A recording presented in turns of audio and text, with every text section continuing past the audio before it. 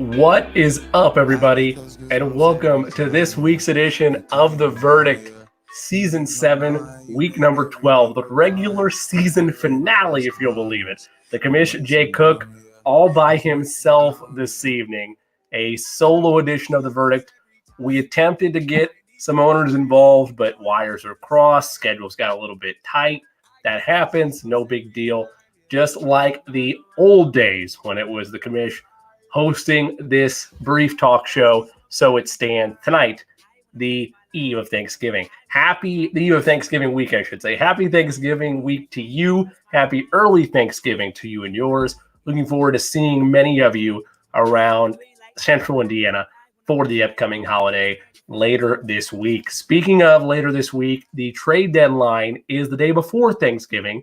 That, of course, being on Wednesday, December the 27th, 2019, effective at noon. So if you have a trade that you want to submit into the league, make sure that it is put through by noon. I can't do anything about that after the noon deadline. So if it's 12:01, Jay Cook, I had this great trade I wanted to get done. Can you push it through? No, I can't.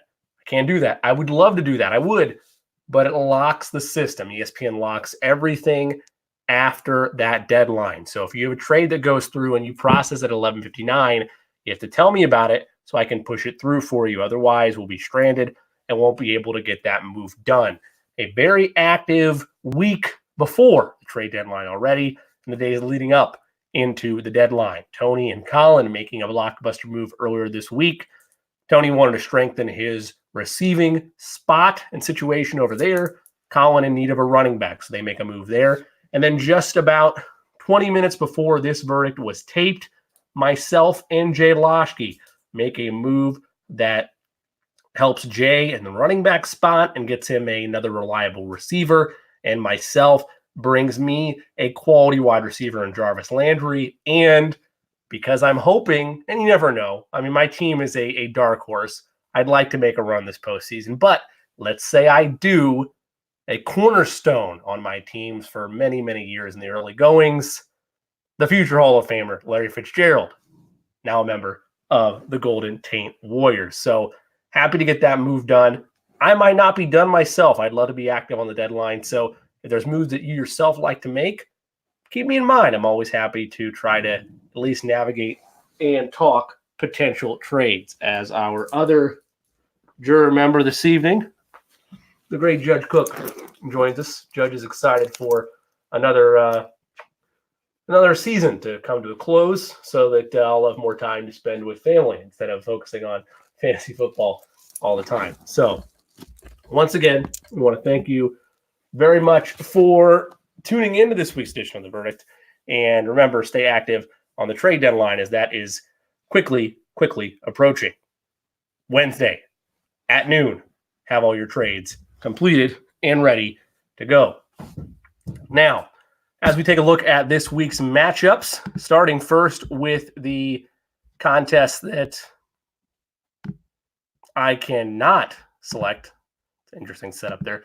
We'll zoom that back in. Contest I cannot select. That, of course, is myself versus Bobby Beef. Now, projections are slightly going to change on this once the trade with me and Jay completes, but I am projected to win this one as Philip Dorsett is listed as questionable and unlikely to play, and Bob doesn't have anybody else to play there at wide receiver. I'm projected to only win by 7, though, so it's not exactly a comfort level for me, despite that fact that Bob has a player that is projected to score nothing. No, I'm sorry. I'm projected to win by 17 because of Philip Dorsett's potential absence. So I think I am going to pull this one out, even if mine and Jay's trade does process tomorrow. I'd be projected 2 more points. And yeah, I like my matchups. I think I will pull this out, but I think that it's going to be a back and forth of air, a lot closer than the projections say, but Bob being down a player doesn't help his cause. So hopefully we get that done. We'll have to wait and see what happens. Our next matchup on the docket as we take a look at Don't Let Me Get Hot versus the Capital Shippies. Time to pop another one for the Shippies. Nick Coons projected to win this one by 8. The Shippies get a strong performance from DeAndre Hopkins as per used this season, as Jonathan Williams on Nick's side of things, he picked him up, I think either this past week or maybe the week before last, starts him. gets a quality outing from him. Nick projected to win this one. I am going to go with Don't Let Me Get Hot. I think Nick gets to 500. I think the Shippies still get a first-round bye, but they'll fall to 8-4 on the year. Moving over to the father-son matchup of the week, the Godwhackers, 4-7 and currently 11th in the overall standings, taking on Winnie the Poohs, 4-7 and 10th in the overall standings due to the points scored tiebreaker. Rich Cook, with Patrick Mahomes as his leader, is on bye this week. Rich Cook has nowhere to go with the rest of his lineup because he doesn't have a backup quarterback that has not played yet. Jacoby Brissett playing on Thursday, Rich Cook missing that. Nothing he can do there. So, that being said, I think Al Cook's going to win this one by default. There's no way with Al Cook's starters he's going to piss away a 45-point advantage. I don't think that happens. I think Al Cook easily takes this one and improves to 5-7. Rich Cook drops to 4-8. As we look around the rest of the matchups, I suck at fantasy taking on the Perry Maynard Pretty Cruisers. Jay Loshke, 7-4 amongst the tops in the league, taking on Matt Lobeck, middle of the pack at 5-6. Matt will be without Mohamed Sanu this week, but he's still projected to only lose by 7. And Matt will have to decide who he wants to put in there between D. Westbrook, Hunter Renfrow, and Deebo Samuel. I think this is going to be very close, but I do think the Cruisers will pull it out. Jay will improve to 8-4, be a recipient of one of those buys, and more importantly, he'll likely do that with the help of Michael Gallup once that trade processes. Me, Katie, Soft Lady, and Fuck Family Fun Night, a Brother Bowl matchups here. 5-6, Ryan Kyler, 7th in the standings, 6-5. Tony Kyler, D-Man, 6th in the league. Tony reasserted himself as a top team to watch for this coming postseason. Why? The trade he made with Colin earlier this week.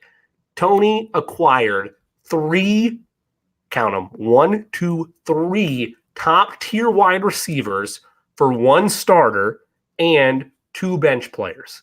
He moved in that trade, I believe it was Alshon Jeffrey, Devin Singletary, and it was Alshon Jeffrey, Devin Singletary, Mark Andrews, and I believe he had one more throw-in piece on that move as well.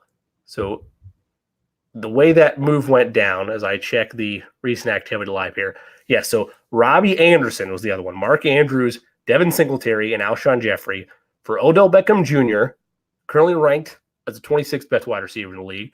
Robert Woods, currently ranked as the 35th best wide receiver in the league. Marvin Jones, currently ranked as the 14th best wide receiver in the league. And Bo Scarborough, who is just a Lions fill-in running back that has been active since Kerryon Johnson went on the IR just a couple weeks back. So Tony moved for 3 top 30 wide receivers and gave up Robbie Anderson, who's ranked 66th overall in fantasy football scoring. Mark Andrews, who's a quality tight end, ranked 3rd. Devin Singletary, who has struggled in a Bills offense, but has still been dynamic at times. His most recent 2 outings scored 9 points and 11 points respectively. And Alshon Jeffrey, who is a top 25 wide receiver when healthy, but has not been healthy a lot this year. Now, when you hear me say all that, you might think that's a bad trade for Colin. I talked to Colin. I understand what he wanted out of that. He needed a running back. Devin Singletary, a young blood running back, the face of that Bills rushing attack. Nobody else behind him there. I think that helps Colin, and if Alshon Jeffrey is able to turn back into healthy status, that could be a big addition for Colin's team, and I think it levels out.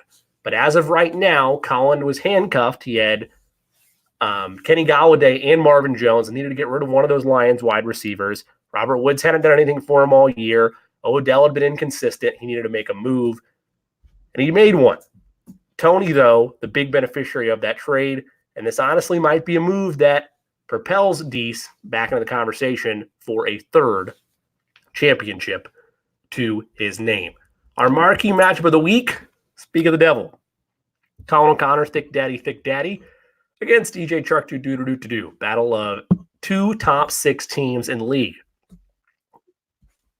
D'Lo projected to win this one by about 15 points.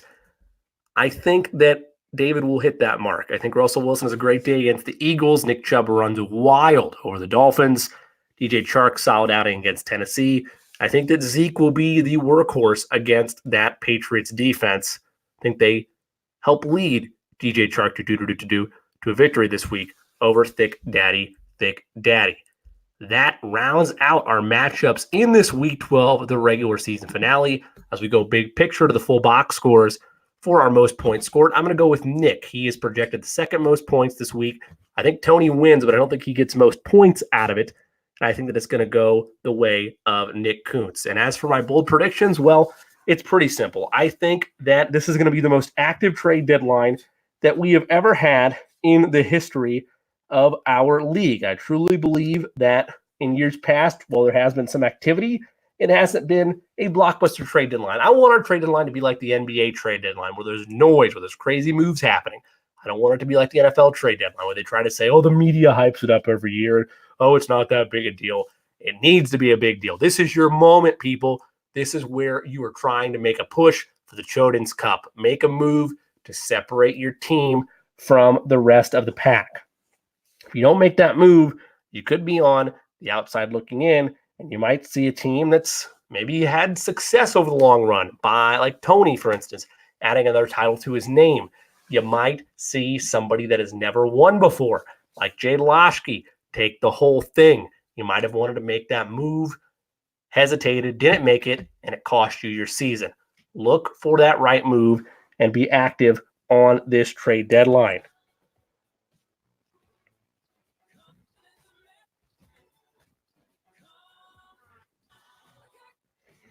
That's all I'm asking for. Just an active trade deadline. Remember, that is Wednesday at noon. Sorry for the slight delay there. We're getting things set up to close us out. Again, it's the commish, Jay Cook. I'm so proud of this whole league. This has been the most parity-driven season that we've ever had. There isn't as much error or wiggle room, I should say, between first and, let's say, sixth place. Everybody's been super competitive all year, and I'm super proud of that, and I'm proud of each and every one of you for that fact, for you being very active all season long. Don't forget to set those lineups this week. Don't forget to make sure that you are active on that trade deadline and ready to go for the postseason, upcoming less than a week away.